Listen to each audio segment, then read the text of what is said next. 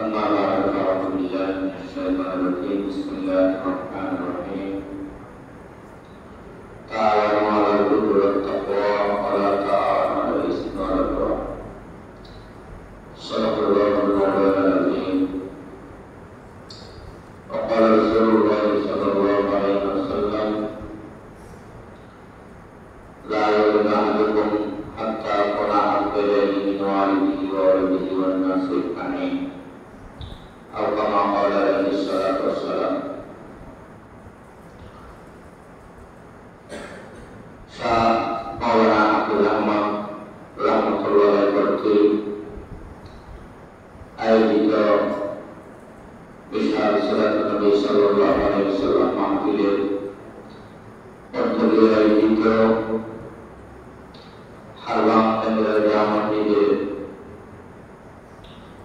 উপস্থিত হজরত উলামায়ে কেরাম, বিশেষত চূড়ান্ত থেকে আগত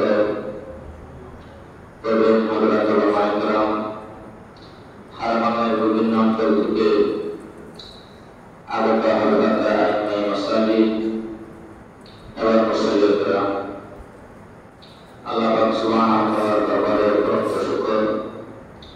আল্লাহ তাআলা আমাদের আপনাদেরকে একদিন কাজে ক্ষমতা করে শরীর খাওয়ার জন্য তৌফিক দিয়েছেন।